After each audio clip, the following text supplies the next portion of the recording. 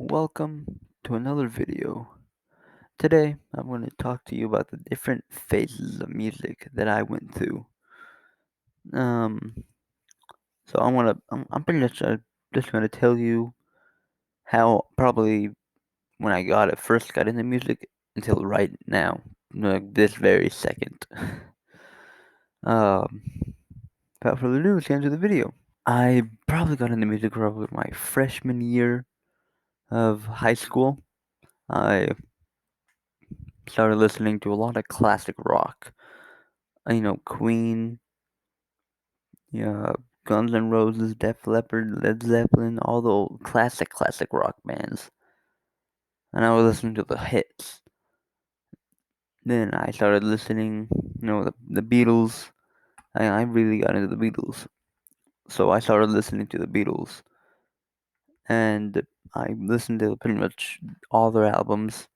I listened to, and I was like really big into them for probably about a year. After that, I started dating a girl who was really into classic R&B. So I started listening to classic R&B. I listened to classic R&B before, but she opened up my more of a variety for me. I started listening to a whole lot of Al Green. Started listening to a whole lot of other stuff. Like I started listening to the Commodores. Started listening to Bill Withers. I mean, she didn't introduce me to Bill Withers. I introduced myself into Bill Withers. My dad technically introduced me into Bill Withers. But I sort of dug through more of his music and I got more into him. Lean on Me is probably one of my favorite songs of all time. After my R&B phase, I started going through a Traveling Wilburys phase. And if you don't know who the Traveling Wilburys are, the Traveling Wilburys was a supergroup invented in 1988 and it consisted of George Harrison, Jeff Lynne, Bob Dylan, Tom Petty, and Roy Orbison before Roy Orbison passed away a few months later after they released the first album. They only released two albums. That's actually the album that's hanging up right there. That's my Traveling Wilburys Volume 1. After my Traveling Wilburys, I started listening to a whole lot of funk. Started listening to funk jazz, funk music. I started getting really, and I started listening to a lot of Parliament and Funkadelic, a lot of George Clinton, Bootsy Collins. Started listening to a whole lot of Fred. What was that?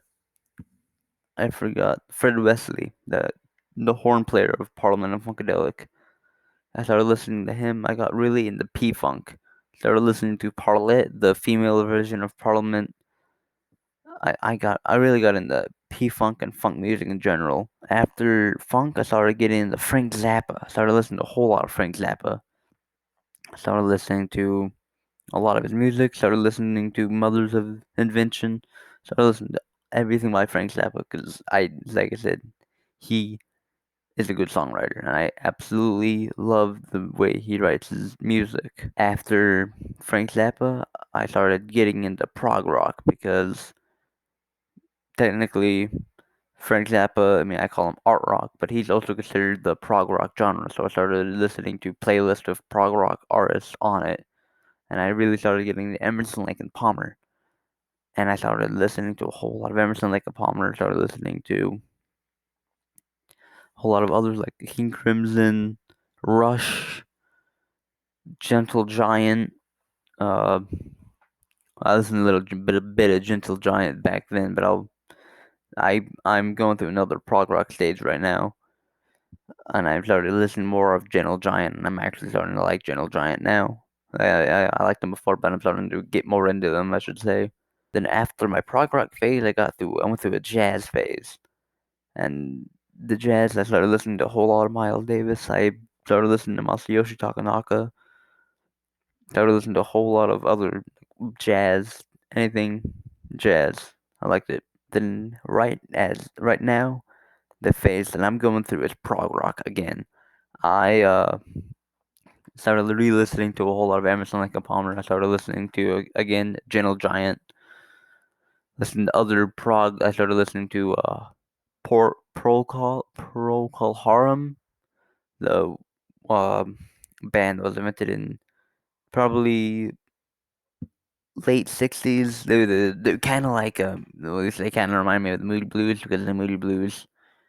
released the same like their first album in 1968, and Protocol Harlem released their first album in 1960. Oh, 67. My bad, not 68. And it was a psychedelic album, pretty much. The entire album is all psychedelic. And then later down the line, they got into prog rock, and they started getting more into other prog rock genres. Well, not genres, but more proggy down the line. Well, that was me going through my different phases of music from when I first started to from right now.